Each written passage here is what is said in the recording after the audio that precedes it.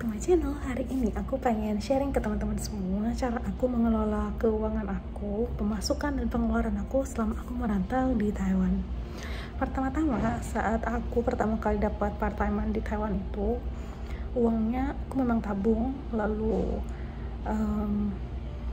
terus aku kalau misalnya ada biaya yang tidak terduga, uangnya akan aku pakai.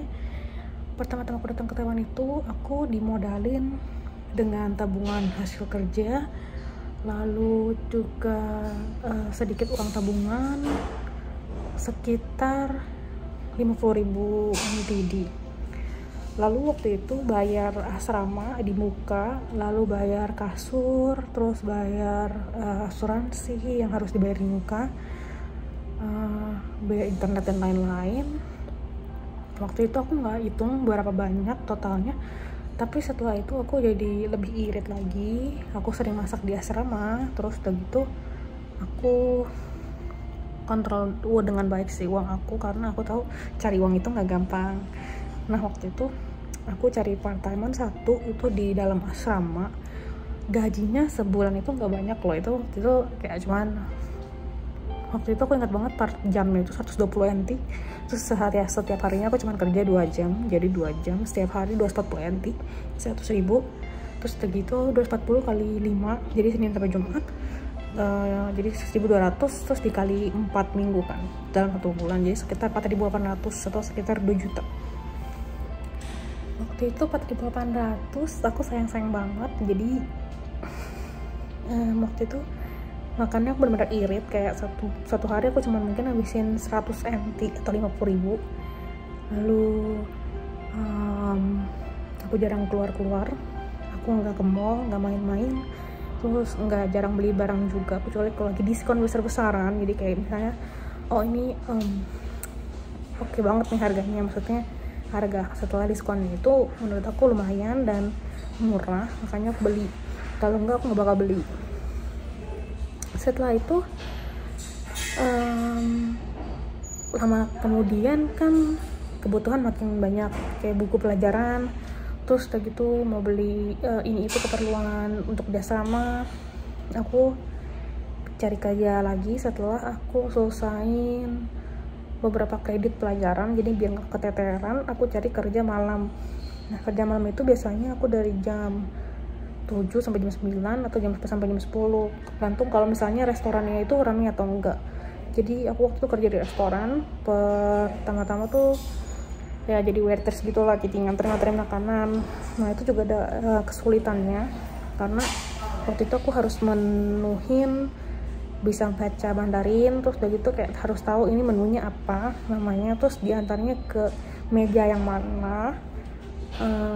Kemudian lama-lama aku dipercaya jadi yang nulis pesanan gitu, tapi gaji nggak nambah. Terus udah gitu menurut aku kerja di restoran tuh sangat susah, sangat agak menderita gitu. Terus apalagi kalau misalnya di restoran tuh kita ada senioritas gitu kan, jadi kayak yang udah lama bisa merintah kita yang baru. Tapi aku kalau yang udah jadi yang lama, aku nggak merintah kayak yang lain. Waktu itu gajinya juga 120. Terus aku kerja kurang lebih kayak 2-3 semester di sana. Aku betah-betahin, padahal sebenarnya aku nggak betah. Pengeluaran itu kan, pemasukannya jadi lebih banyak karena aku kerja yang dalam asrama dan yang malam. Itu kayak 1 bulan aku bisa jadi, misalnya kalau yang restoran itu aku nggak kerja tiap hari, kayak cuma 1 minggu doang. Terus udah gitu kalau restorannya ramai, banyak yang reservasi, baru aku dapat kerja lemburan gitu. Terus kalau ditotalin pas di semester 3 atau semester 4 gitu ya, aku udah mulai yang pagi dan malam, itu aku bisa ngasihin sekitar 14.000 atau 7 juta. Makin lama kebutuhan makin banyak, karena waktu itu di semester ke 5 aku mau pindah ke luar, jadi mau kos-kos di luar. Nah secara di kos-kos luar itu biayanya lebih mahal, karena kita masih harus bayar listrik, air, gas dan lain-lain itu terpisah. Internetnya juga lebih mahal, terus kayak kadang-kadang mahal nggak ada internet. Cuman kalau misalnya nggak ada internet itu nggak apa-apa, karena aku sebenarnya memang ada internet unlimited gitu kan di handphone aku. Jadi menurut aku kalau nggak ada wifi pun, nggak ada internet itu nggak masalah karena bisa titeran kalau misalnya aku pakai laptop. Jadi menurut aku itu nggak masalah. Terus karena udah punya tabungan gitu kan, maksudnya setelah dipotong bayar buku, asuransi, terus biaya lain-lainnya masih cukup. Jadi aku beranikan untuk pindah dari asrama, karena kan di asrama aku dulu tuh, jadi aku 2 tahun dari semester 1 sampai semester 4 aku di dalam asrama itu yang kamarnya isinya satu kamar itu 4 orang. Jadi nggak begitu convenience, karena kalau mau ngapa-ngapain kayak takut mengganggu mereka, dan aku pun ngerasa kalau misalnya mereka terlalu berisik aku ngerasa terganggu dan nggak bisa istirahat. Terus jadi aku putuskan setelah hitung-hitung waktu itu uang aku sudah cukup untuk pindah ke kos-kosan, jadi aku pindah. Nah waktu itu aku pindah ke kos-kosan yang harganya 5.000 NT apa 6.000 NT gitu, jadi sekitar 2-3 juta. Itu share apartemen sama teman aku, share small room, terus udah gitu ada ruang tamu dan lain-lain, tapi otomatis biaya listrik, gas, air tuh lebih mahal. Tapi aku di sana cuman kayak 1 tahun apa 1 semester gitu, aku lupa. Setelah itu aku pindah lagi ke tempat yang lebih murah, itu lebih murah, jadi kayak cuman mungkin 2 juta sampai 2.500.000.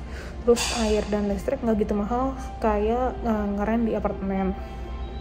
Setelah itu aku di tempat yang 2 juta sampai 2.500.000 itu sampai aku lulus S2. Setelah aku lulus S2 baru aku pindah ke apartemen yang sekarang. Nah apartemen yang sekarang karena sebelum aku pindah ke sini juga aku udah nabung, terus udah gitu ya maksudnya bisa aku tanggung lah biaya-biayanya selama di apartemen ini. Jadi aku putuskan untuk pindah ke apartemen. Jadi menurut aku semakin lama kita tinggal di sini ya, semakin aku lama tinggal di sini, menurut aku pengeluaran aku semakin banyak. Tapi puji Tuhan nih pemasukan aku juga ya emang balance aja gitu loh, balancein antar pemasukan dan pengeluaran. Terus udah gitu biasanya aku tabung-tabung lagi uangnya, terus udah gitu sisa-sisanya buat jalan-jalan, untuk beli sesuatu kayak mau ke Indonesia dan lain-lain. Jadi ya kurang lebih puji Tuhan tercukupi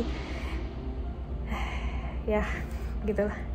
Jadi menurut aku tips yang paling penting kalau teman-teman mau maksudnya merantau terus dan gitu bingung cara mengatur pengeluaran dan pemasukan, itu harus balik lagi ke diri teman-teman, harus bisa nahan nafsu, harus bisa nahan emosi juga. Kadang-kadang kan gengsi atau apa-apa gitu kan kalau misalnya mau beli barang sesuatu, tapi menurut aku harus disesuaikan juga sama kemampuan dan ya kesadaran teman-teman terhadap pemasukan diri sendiri gitu, maksudnya pemasukan finansialnya.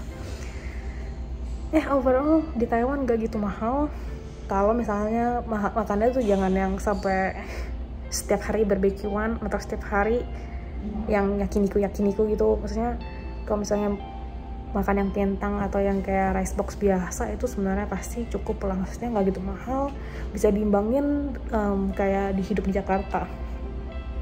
Menurut aku sih gitu ya, karena menurut aku bahkan kadang makan di mall aja ya kurang lebih sama kayak mall di Jakarta gitu.